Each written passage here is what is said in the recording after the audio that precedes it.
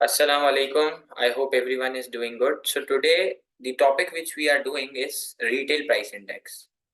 ठीक है, आज हम लोग जो टॉपिक कर रहे हैं उसका नाम है retail price index. This comes ज्यादा नहीं आता, ये बहुत कम टेस्ट होता है एग्जाम के अंदर आपके, और इस टॉपिक का नाम है रिटेल प्राइस इंडेक्स. ठीक है, तो let's start this chapter. So what is this chapter retail price index? What is this chapter? RPI ना, तो इस आरपीआई के चैप्टर को हम लोग शुरू करते हैं. ओके, अब आप सुनिएगा जरा. देखो भाई, ये जो पहले मैं एक कहानी सुनाता हूँ, आप पहले वो कहानी सुने. उसके बाद फिर मैं आपको यहां से पढ़ाता हूँ. पहले आप एक कहानी सुने भाई. ये रिटेल प्राइस इंडेक्स और एक और भी नाम लिखा जाता है कुछ बुक्स के अंदर. तो ये होता क्या है? तो भाई ये जो रिटेल प्राइस इंडेक्स है और ये जो कंज्यूमर प्राइस इंडेक्स है, ये इन्फ्लेशन को निकालने का एक तरीका है. क्या बोला मैंने आपको ये बोला कि ये जो रिटेल प्राइस इंडेक्स है और ये जो कंज्यूमर प्राइस इंडेक्स है, ये इन्फ्लेशन को मेजर करने का, इन्फ्लेशन को निकालने का एक तरीका है. अब ये स्टोरी की तरह इसको याद रख लो. सबसे पहले होता क्या है? होता ये है कि गवर्नमेंट जो है वो स्टैटिशियंस को हायर करती है.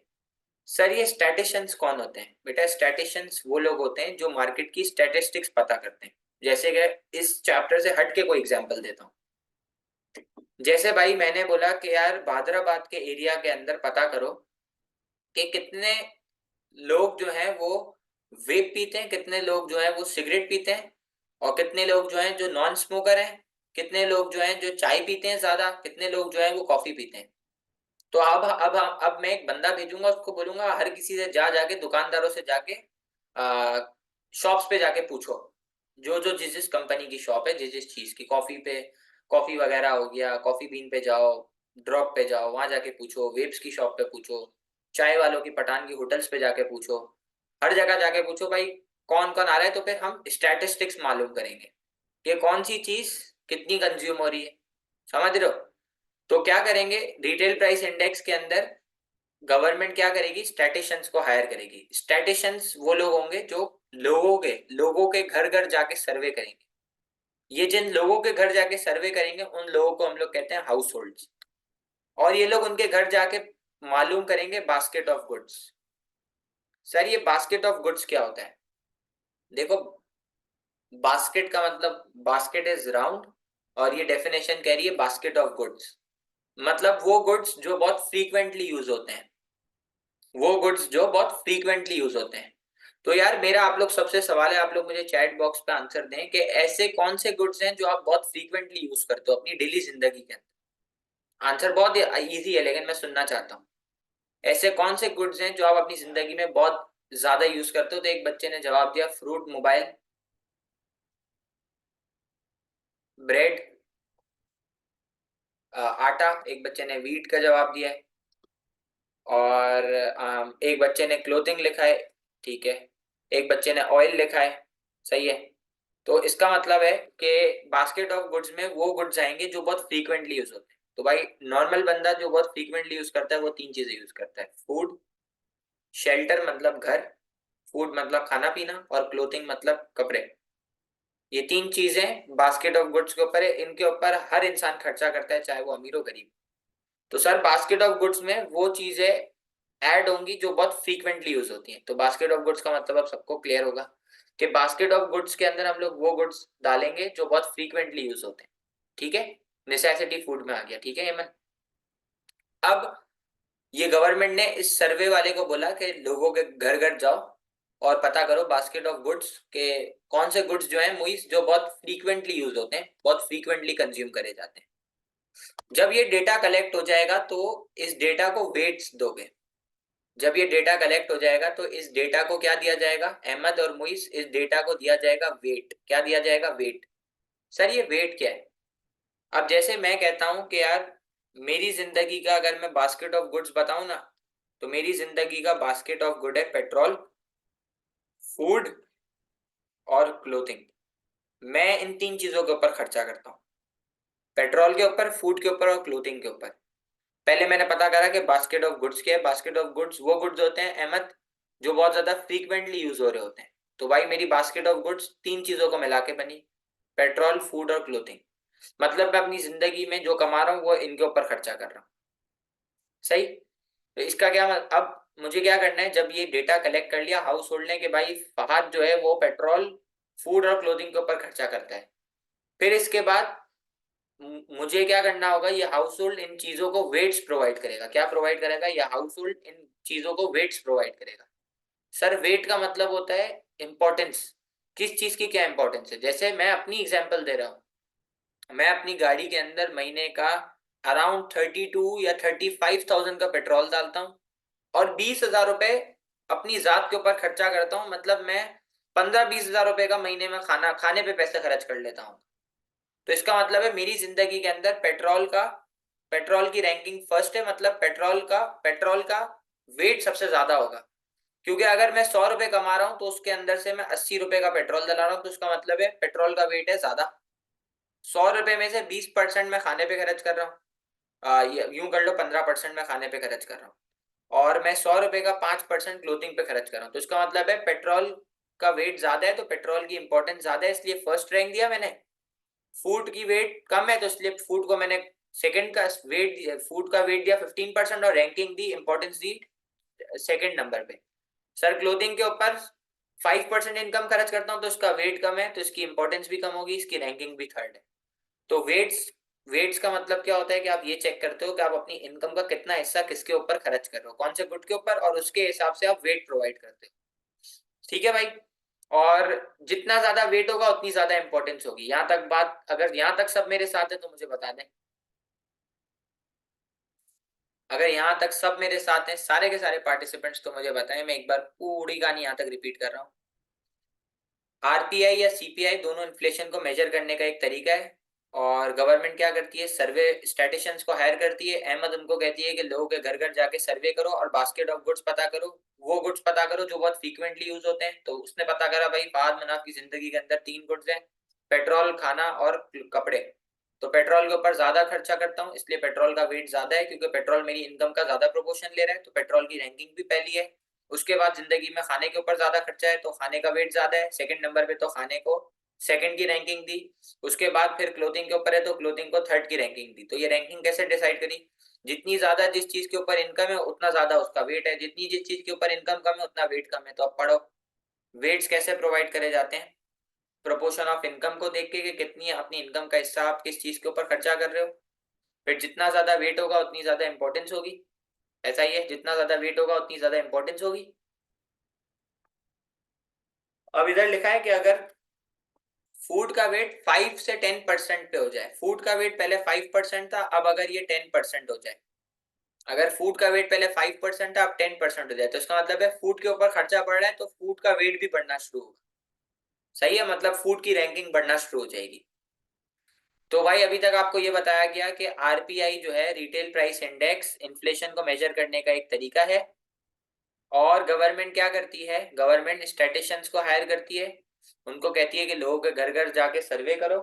और किन के घर जाके करो, हाउस होल्ड के घर जाके सर्वे करो, उनको बोलो बास्केट ऑफ गुड्स पता करें, यानी कि वो गुड्स पता करें जो बहुत फ्रीक्वेंटली कंजम्पशन में यूज होते हैं। और ये डेटा कलेक्ट करने के बाद इनको वेट्स प्रोवाइड करें। वेट्स प्रोवाइड करे जाते हैं इनकम की बेसिस पे कि आपकी इनकम का कितना हिस्सा उन गुड्स के ऊपर खर्च हो रहे हैं। जितनी ज्यादा इनकम होगी उतना ज्यादा वेट होगा, जितनी इनकम कम होगी उतना वेट कम होगा। जब आपने सब चीजों के ऊपर, फूड के ऊपर, क्लोथिंग के ऊपर, शेल्टर के ऊपर वेट निकाल लिया ना, फिर इन वेट को कर लो टोटल। इन वेट्स को क्या कर लो, इसके बाद इन वेट को टोटल कर लो, और फिर टोटल को आप बेस ईयर से कंपेयर कर लो, तो आपको पता चल जाएगा मुल्क में महंगाई है या सस्ताई है। तो आपको बेस ईयर तो मैंने पढ़ाया भी था कि बेस ईयर हमेशा 100 होता है। तो फर्ज कर मैंने पेट्रोल का मैंने देखा, पेट्रोल का मेरा वेट आ रहा था 72, फूड के ऊपर मेरा वेट आ रहा था 38, और क्लोथिंग के ऊपर मेरा वेट आ रहा था 16। तो अगर मैं इनको टोटल करूं तो कितना होगा, 72, 82, 92, 102, और 8 कितना हो गया 110, और 16 हो गया 126। तो ये 126 आ गया। अब इसको मैं किससे कंपेयर करूंगा, इसको मैं कंपेयर करूंगा बेस ईयर से। बेस ईयर कितना है 100, तो आंसर क्या है 26%। ये 126% है, ये 100% है, तो आंसर आया 26%। तो इसका मतलब है आज जो है वो मुल्क में महंगाई का रेट कितना है, 26%। ठीक है, समझ आया भाई। बोलो यहाँ तक क्लियर है, सबको क्लियर है। तो मैं जरा कैलकुलेशन अब दिखाऊं, यहाँ तक क्लियर है।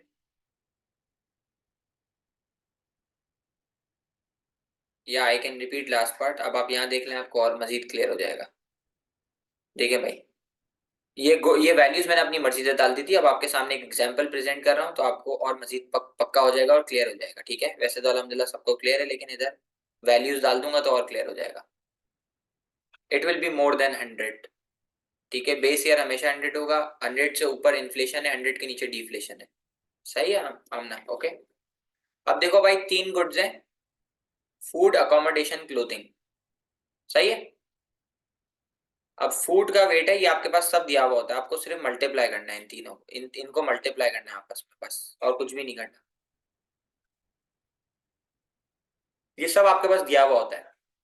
तो भाई देखो, थ्री गुड्स हैं, फूड, अकोमोडेशन, क्लोथिंग। फूड का वेट है 5, अकोमोडेशन का वेट है 3, क्लोथिंग का वेट है 2। और इंडेक्स क्वांटिटी कितनी है?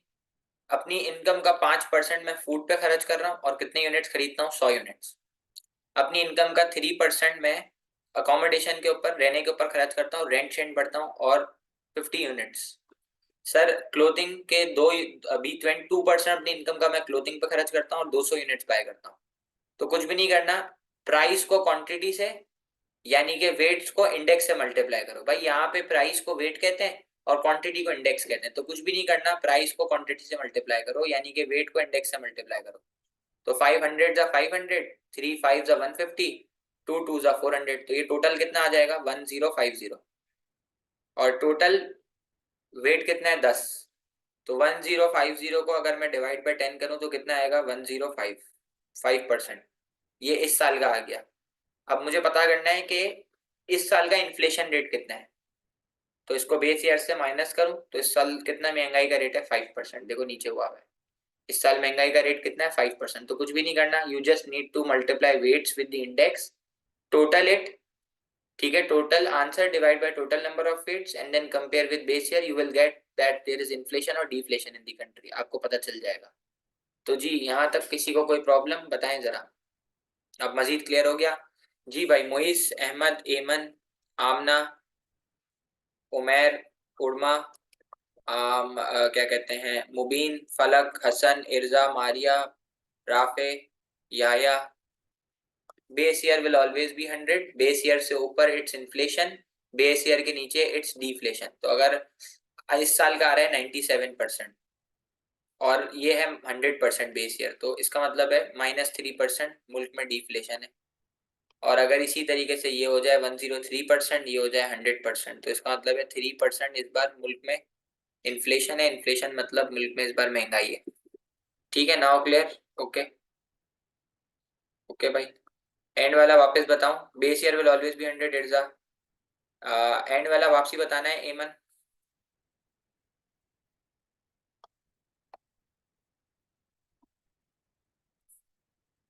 No, okay. चले, अब मेरी बात सुने। ये आरपीआई सर कहाँ आता है भाई? देखो, अभी तक तो नहीं आया ये पेपर में, शायद डेफिनेशन आ गई हो, दिखी तो नहीं है मुझे। मैं झूठ क्यों बोलूं भाई, दिखी नहीं है मुझे। पिछले 5 6 साल के पास पेपर में नहीं दिखी, लेकिन ये सीआई है भाई, कभी भी आ सकता है कुछ भी। हाँ, कैलकुलेशन ये आती है पेपर के अंदर, एमसीक्यू के अंदर, इसलिए ये आपको बता दी। ठीक है, और आपको डेफिनेशन भी बता दिए। अब जरा इसके अब जरा इसके हम लोग पैराग्राफ्स रीड करते हैं, तो आए जरा देखें। चलो भाई, पहला पैराग्राफ मैंने आपके सामने लिखा है। आप जरा पहले ये दो पैराग्राफ्स पढ़ें, इसके बाद मैं आपको समझाता हूँ। ये पहला पैराग्राफ और ये दूसरा, ये आप पढ़ लें, फिर मैं आपको पढ़ पढ़ के समझाता रहूंगा, तो आपको और मजीद क्लियर होता रहेगा, चीजें आपको और क्लियर होती रहेंगी। ठीक है।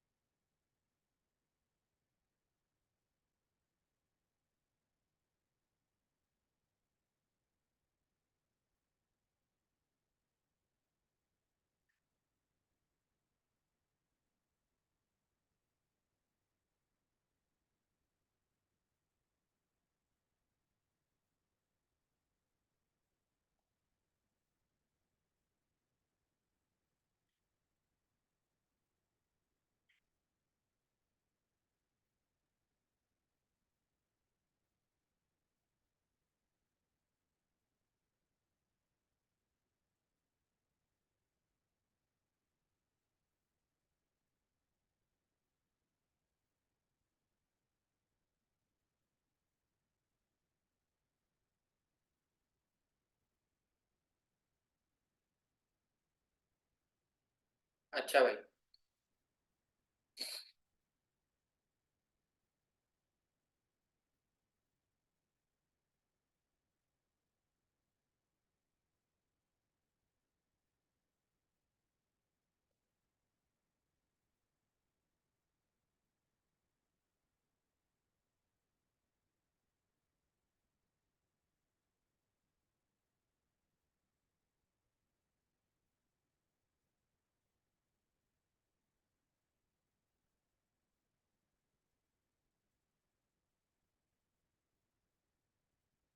अच्छा जी, अब सुनो, मैं पढ़ रहा हूँ आराम आराम से। The consumer price index is a common method to calculate the inflation rate. ठीक है भाई, सीपीआई एक बहुत कॉमन मेथड है इन्फ्लेशन कैलकुलेट करने का, सही है। It measures price change of a representative basket of goods and services consume by average household in a country. ये मेजर करता है कि कितना बास्केट में चेंज आया। जैसे भाई पिछले साल अगर मैं खाने के ऊपर 20% खर्चा कर रहा था, तो जरूरी थोड़ी है इस साल 20% करूँ, ज्यादा भी हो सकता है कम भी हो सकता है। तो ये चेंज को मेजर करता है बेसिकली, कि कितना चेंज आया। For example, items such as staple food products. Staple food products का मतलब क्या है? ये जो मिल्क पैक्स होते हैं, ये चिप्स बिस्किट होती हैं, ये मसाले हो गए, ये सब।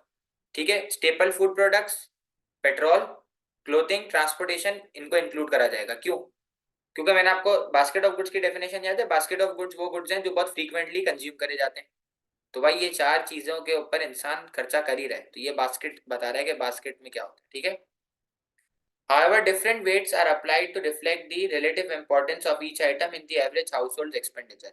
ये बोल रहा है भाई, हर हाउस होल्ड के मुताबिक डिफरेंट वेट्स हर बंदा अप्लाई करता है। जैसे अगर नॉर्मल साइकी बताऊं ना आपको लोगों की, तो नॉर्मल साइकी यही है कि लोग खाने के ऊपर ज्यादा खर्चा करते हैं। और आज पाकिस्तान के अंदर बिजली के बिल के ऊपर ज्यादा खर्चा हो रहा है, एजुकेशन के ऊपर ज्यादा खर्चा हो रहा है, खाने पे खर्चा कम हो रहा है। अगर मैं अपनी बात करूं, तो सिंस आए, मतलब हमारे घर वाले देते हैं यही सब पैसे हम सबके, अल्हम्दुलिल्लाह माशाल्लाह सबके। तो मेरी जिंदगी में सबसे ज्यादा खर्चा मैं अपनी गाड़ी के ऊपर कर रहा हूँ, क्योंकि I am a car lover. या मैं ट्रैवलिंग के ऊपर करता हूँ, क्योंकि मुझे ट्रैवल करना बहुत पसंद है, छोटी मोटी ट्रिप श्रिप लगाता रहता हूँ। फिर मैं इसके बाद अपने खाने के ऊपर खर्चा करता हूँ। समझ रहे हो? तो मेरी जिंदगी के अंदर इंपॉर्टेंस अलग चीज है, तो वेट्स भी मैं अलग अलग चीजों को दे रहा हूँ। For example, 10% increase in price of petrol will affect people for more than a 50% increase in price of light bulbs, batteries और टोमेटो। ये बोल रहा है कि भाई अगर पेट्रोल की प्राइस में 10% फर्क आया ना, तो लोगों को ज्यादा फर्क पड़ेगा as compare to 50% increase in price of bulb, tomato या बैटरी। क्यों? भाई बल्ब तुम रोज बदली नहीं करोगे, बैटरी तुम अपने यूपीएस के अंदर या गाड़ी के अंदर रोज बदली नहीं करोगे, पेट्रोल तुम्हें रोज डलाना है। तो पेट्रोल की अगर प्राइस बढ़ेगी तो तुम्हें इफेक्ट पड़ेगा। अगर बल्ब की प्राइस बढ़े तो तुम्हें इतना इफेक्ट नहीं पड़ेगा। बल्ब कितनी बार खराब हो जाएगा साल में? 2 बार खराब हो जाएगा। बैटरी 2 बार खराब हो जाएगी। पेट्रोल तो रोज डलाना है भाई। सही है भाई। Changes in CPI therefore represent changes in cost of living. Cost of living का मतलब है रहने का खर्चा, जो तुम खर्चा करते हो वो कॉस्ट ऑफ लिविंग है। For the average household in the economy. ठीक है, ये दो पैराग्राफ सबको क्लियर होंगे। जरा थर्ड थर्ड वाला मुझे पढ़ दें, ये थर्ड पैराग्राफ जल्दी से पढ़ दे। Third paragraph, 2 minutes.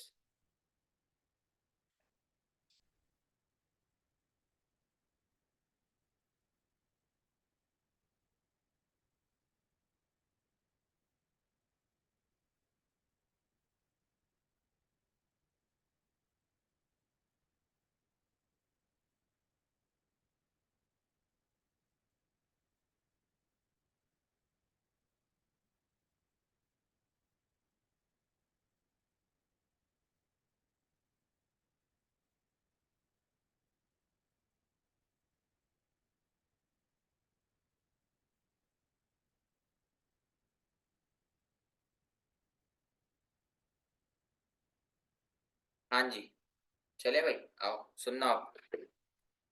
The statistical weights in the CPI are based on the proportion of the average household income spent on the items in representative basket of goods and services। ये कह रहा है भाई, weights है ना, उस चीज weights दिए जाते हैं कैसे? कितनी इंसान अपनी इनकम का कितना हिस्सा कौन से गुड के ऊपर खर्चा कर रहा है, इसको देख के वेट दिए जाते हैं। For example, if the typical house hold in a country spends 15% of its income on food, तो फिर फूड का वेट भी 15 होगा। then 15% of the weight in the index would be assigned to food.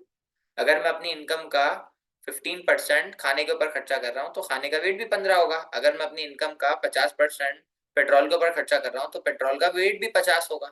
समझ गए वेट कैसे देते हैं? जितनी इनकम लग रही है उतना वेट है। Therefore, items that take a greater proportion of the typical household spending are assigned a larger weighting. जितनी ज्यादा इनकम खर्चा होगा, इनकम जितनी ज्यादा स्पेंड होगी उतना ज्यादा वेट होगा। सही? जरा ये पढ़ के दें, दी सीपीआई वर्सेस दी आरपीआई।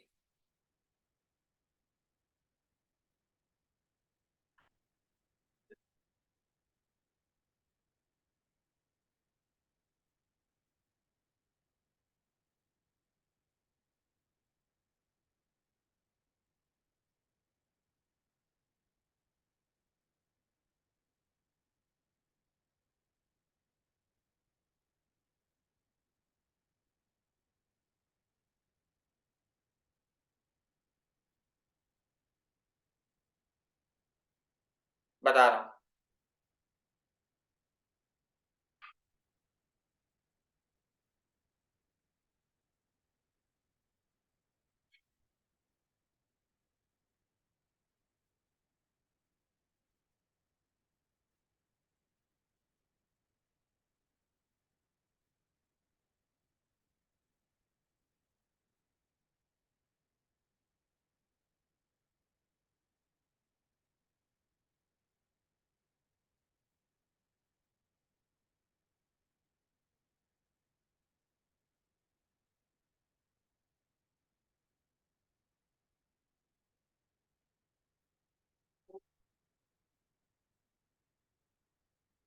अब सुनना भाई, आरपीआई और सीपीआई में कोई फर्क नहीं है। सीपीआई को कहते हैं कंज्यूमर प्राइस इंडेक्स, आरपीआई को कहते हैं रिटेल प्राइस इंडेक्स। जो फर्क है वो आपके सामने है।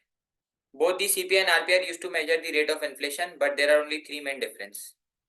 आरपीआई के अंदर डिफरेंस ये है कि आरपीआई जो है ना वो इंटरेस्ट पेमेंट्स को और जो ओवरसीज एक्सपेंडिचर है जो बाहर मुल्क में बैठ के खर्चा हो रहा है उसको इंक्लूड करता है। सीपीआई और आरपीआई में सिर्फ तीन फर्क है। फर्क ये है, आरपीआई जो है वो दो तीन चीजों का एक्स्ट्रा ऐड करता है, एक इंटरेस्ट को, एक ओवरसीज एक्सपेंडिचर को, दूसरा पॉपुलेशन को। जैसे भाई फॉर एग्जांपल अगर किसी के अंदर किसी का भाई है वो शादी करके आ गया तो उसकी बीवी ऐड अप हो गई फैमिली के अंदर, तो इसका मतलब है अब खाने के ऊपर खर्चा बढ़ जाएगा। फिर उसके बच्चे हो गए तो खाने का खर्चा बढ़ जाएगा। सही है? ठीक है ना? दो तीन भाई ने शादी करी, उनकी बीवी आ गई और उनके बच्चे वगैरह हुए तो खाने का खर्चा बढ़ गया, तो वो पॉपुलेशन को, सूद को, इंटरेस्ट को और ओवरसीज के जो खर्चे हैं ना उस उन दोनों को कंसिडर करता है आरपीआई। और सीपीआई इनको कंसिडर नहीं करता। बस दोनों में ये फर्क है, दोनों इन्फ्लेशन को मेजर करने का एक तरीका है। ठीक है? अब ये पढ़ लो आखिरी चीज, कैलकुलेटिंग सीपीआई और आरपीआई। ये पढ़ लो भाई, ये पैराग्राफ पढ़ दो जल्दी से, कैलकुलेटिंग सीपीआई और आरपीआई।